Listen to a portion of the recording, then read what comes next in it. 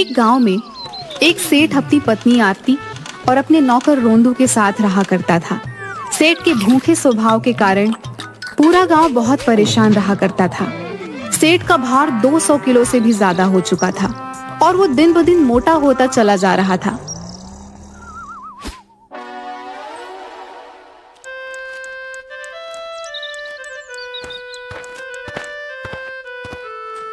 मालकिन, सेठ जी तैयार होकर कहीं जाने की तैयारी कर रहे हैं। वैसे तो ये कहीं नहीं जाते। आज कहाँ जा रहे हैं?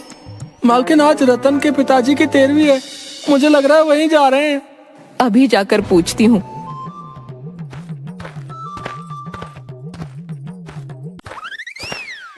इतने सज धज कर कहाँ जा रहे हैं आप? अरे वो अपने पड़ोस के पंडित जी थे ना, उनका स्वर्गवास हो गया है। बेचारे बहुत भले आदमी थे। उनके परिवार का दुख दर्द बांटने के लिए तो जाना ही पड़ेगा ना। तो आप पंडित जी के परिवार का दुख दर्द बांटने के लिए जा रहे हैं? हाँ, बिल्कुल सही कहा। मैं अभी 2 घंटे में वापस लौट आऊंगा। लेकिन उनका तो स्वर्गवास हुए काफी दिन हो चुके हैं।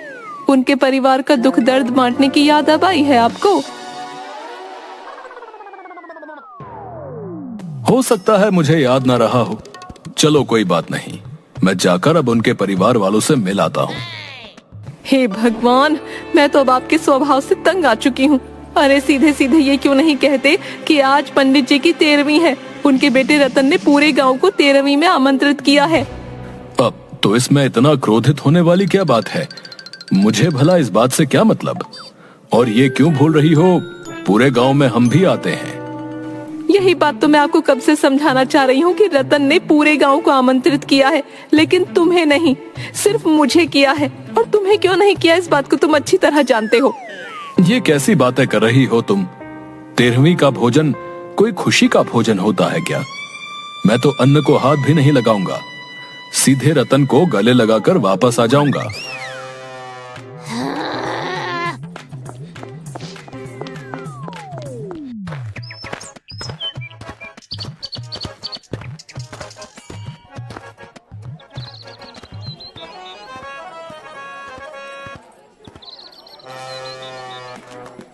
बल्लू, ओ बल्लू, अरे मैंने तुझे मना किया था ना कि किसी भी हाल में भूल से भी सेठ के घर पर मत पहुंच जाना।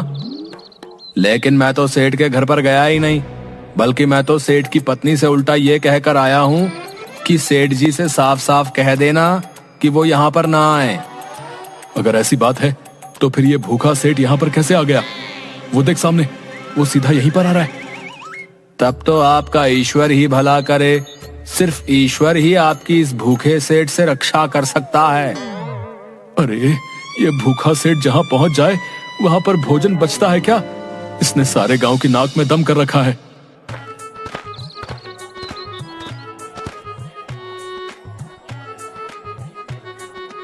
ये बहुत गलत बात है तुम्हारी रतन।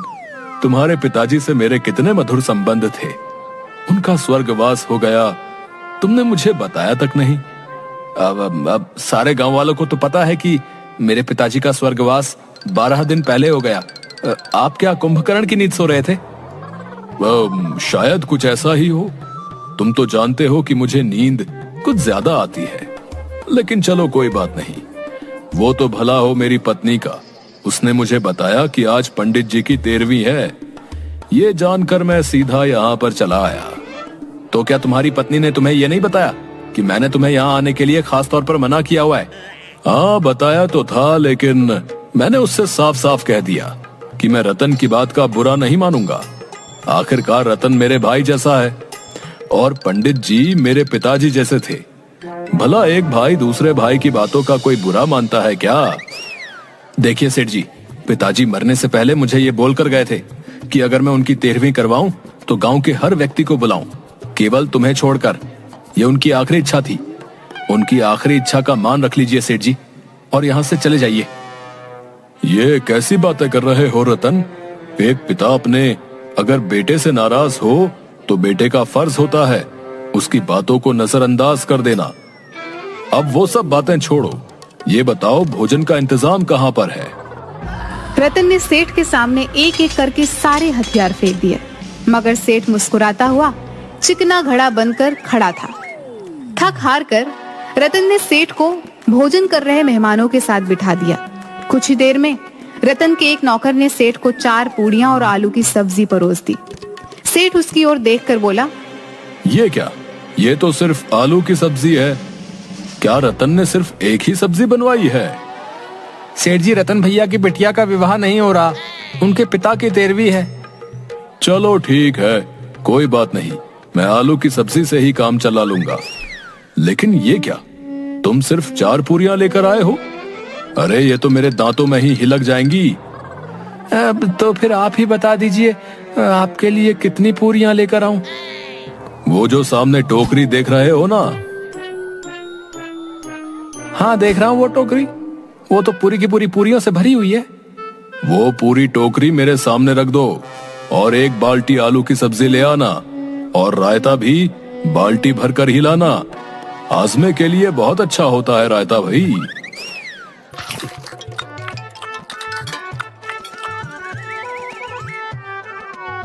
कुछ ही देर में सेठ मेहमानों का सारा खाना खा गया।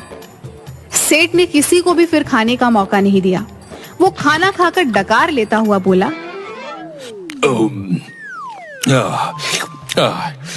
अभी भी थोड़ी सी भूख बाकी है। ऐसा लग रहा है 2-4 पूरियां और मिल जाती तो। तभी सेठ की नजर गांव के एक व्यक्ति पर पड़ी, जिसकी पत्तल में 3 पूड़ियां रखी हुई थी।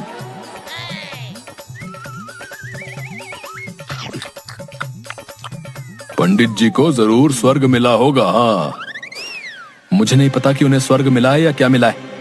मुझे बस इतना पता है सेठ, तुम सारे गांव का खाना खा गए और तुम्हारा भार 200 किलो से ज्यादा है। सेठ रतन की बात पर मुस्कुराता हुआ सीधा अपने घर की ओर चल दिया और रतन क्रोधित होकर सेठ को जाता हुआ देखता रहा।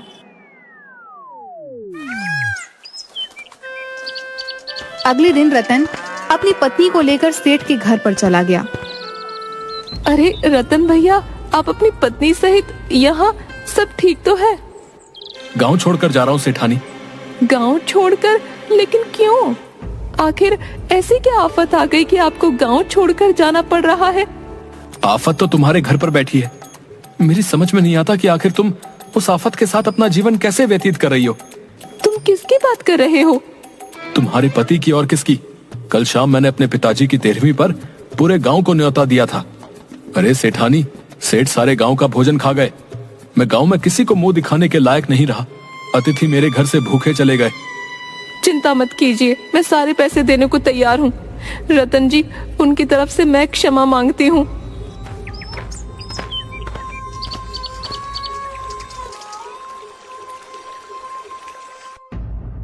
आप तो बोल रहे थे कि आप सिर्फ रतन का दुख दर्द बांटने के लिए जा रहे हैं। आप उसका दुख दर्द बांटने के लिए गए थे या उसका दुख बढ़ाने के लिए?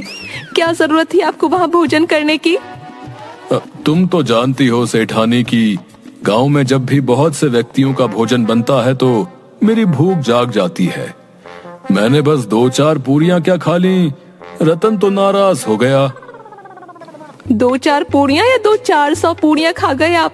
अरे आपको पता भी है कि आप पूरे गांव का पका हुआ भोजन खा गए। तुम्हारे पेटू पेट के कारण मुझे गांव में कितना अपमान सहना पड़ रहा है।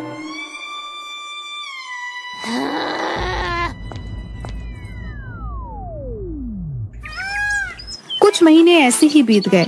गांव के मुखिया की इकलौती बेटी सीमा का विवाह पड़ोस के गांव के एक व्यक्ति से होने वाला था। 3 दिन बाद बारात आने वाली थी। मुखिया बेचैनी से अपने घर के बाहर टहल रहा था कि तभी उसके घर का नौकर कलुआ मुखिया से बोला, क्या बात है मुखिया जी, सब कुछ कुशल मंगल तो है? चेहरे पर इतनी परेशानी काहे को झलक रही है आपके? कुछ कुशल मंगल नहीं है कलुआ, सब कुछ अमंगल होने वाला है। मैं आपकी बात का मतलब नहीं समझा। 3 दिन बाद सीमा का विवाह होने वाला है तो ये तो बड़ी खुशी की बात है। और ये खुशी की बात दुख में उस समय बदल जाएगी जब वो भूखा यहाँ पर खाने के लिए आ जाएगा। कहीं आप सेठ की बात तो नहीं कर रहे? बिल्कुल सही कह रहे हो तुम, मैं उसी की बात कर रहा हूँ। देखिए मुखिया जी, सेठ जी की पत्नी बहुत ही अच्छे आचरण की हैं। आपको अपनी परेशानी उन्हें जाकर बतानी चाहिए। मुखिया को कलुआ की बात जम गई।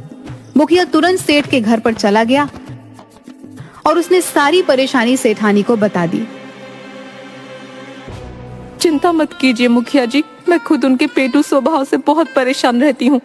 लेकिन आप चिंता मत कीजिए, मैं आपकी बेटी की शादी होने से पहले कोई ना कोई हल जरूर निकाल लूंगी। मुझे क्षमा कर दीजिएगा सेठानी जी, और मेरी बिटिया की शादी का कार्ड आप रख लीजिए हैं। मेरी बिटिया की शादी में आप जरूर आइएगा हैं। मैं तो ये भी नहीं कह सकता कि आप अपने पति के साथ आइएगा। कोई बात नहीं मुखिया जी, मैं समझ सकती हूँ। मैं आपकी बिटिया की शादी में जरूर आऊंगी। और हाँ, शादी में आपको किसी भी चीज की जरूरत हो तो मुझसे बोल दीजिएगा। आखिरकार सीमा हमारे गांव की बिटिया है, शादी में किसी भी प्रकार की कमी नहीं होनी चाहिए। मुखिया वहां से चला गया। रोंदू, ओ रोंदू, अरे कहाँ मर गया? आया मालकिन। जी मालकिन, क्या बात है?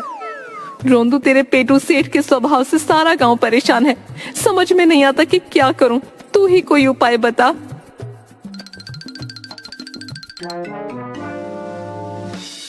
मेरे पास एक उपाय है मालकिन, लेकिन मुझे डर है कि कहीं आप बुरा ना मान जाएं। अरे अब जो भी उपाय हो जल्दी से बता मुझे। मेरे घर पर एक बहुत ही बड़े ऋषि मुनि ठहरे हुए हैं, वो इसका उपाय बता सकते हैं। अगर आप कहो तो उनको घर पर बुला लाऊं? ठीक है।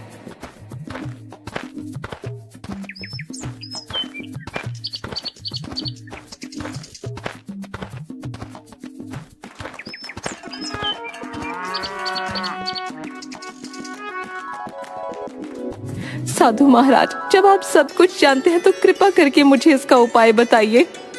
तुम निश्चिंत होकर मुखिया की बेटी के विवाह में जाओ। बारात आने से पहले मैं आ जाऊंगा और तुम्हारे पति की समस्या का समाधान उसी दिन कर दूंगा।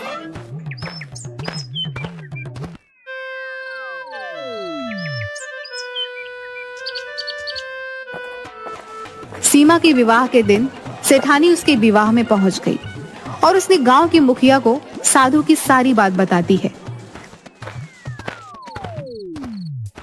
मैं आप ही का इंतजार कर रही थी साधु महाराज। मैंने तुमसे कहा था ना कि बारात आने के कुछ देर पहले ही मैं यहाँ पर आ जाऊंगा।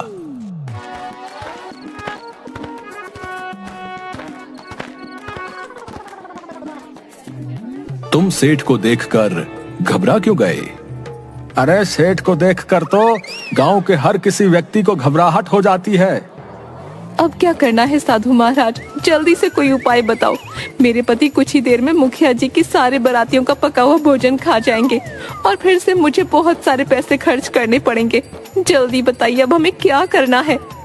कुछ नहीं करना, बस एक काम करना है तुम्हें सेठ के सामने ऐसे दिखाना है जैसे कि तुम उसका ही इंतजार कर रहे थे, और सभी लोगों को बोल दो कि वो सेठ को मान सम्मान इज्जत की निगाह से देखें और एक विशेष अतिथि के तौर पर उसके सामने भोजन रखें।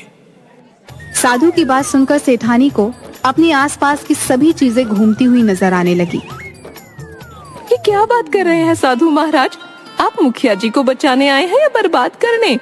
अरे आप तो जानते हैं मेरे पति बारातियों का सारा खाना खा जाएंगे, और अगर बाराती ही भूखे रह गए तो बिटिया का विवाह संपन्न होने से पहले ही समाप्त हो जाएगा, और मैं इतनी जल्दी इतने सारे बारातियों का भोजन का प्रबंध भी नहीं कर सकती।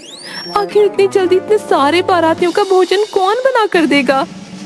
चिंता मत करो बेटी। सेठानी के पास साधु की बात मानने के अलावा और कोई भी चारा नहीं बचा था। उसने सभी लोगों को आदेश दे दिया कि सेठ के सामने बहुत ही सम्मान पूर्वक पेश आएं। आइए सेठ जी, आइए। मैं आपका ही इंतजार कर रहा था। अगर ऐसी ही बात है तो फिर आपने मेरे घर पर मेरी पत्नी को ही क्यों न्योता भिजवाया? अरे सेठ जी, आप और आपकी पत्नी अलग अलग थोड़ी ना हो। आओ आओ। मुखिया की बात सुनकर सेठ मुस्कुराने लगा। तभी उसकी नजर अपनी पत्नी पर पड़ी, जो कि साधु के कहने पर मुस्कुराकर देख रही थी।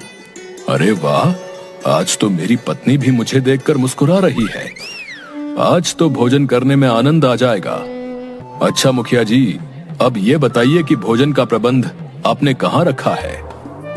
मुखिया ने सेठ को बड़े आदर और सम्मान के साथ बैठा दिया। सेठ के ठीक सामने साधु मुस्कुराता हुआ बैठ गया। अरे आप तो साधु महाराज लगते हैं।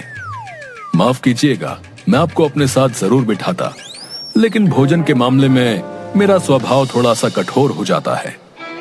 कोई बात नहीं बेटा, आज मैं तुम्हें अपने हाथों से भोजन परोसूंगा। ये तो बहुत अच्छी बात है साधु महाराज। साधु के हाथ से परोसा हुआ भोजन खाने से तो बहुत पुण्य मिलता है। साधु ने मुखिया को 2 पूड़ी और कुछ सब्जी लाने का इशारा कर दिया।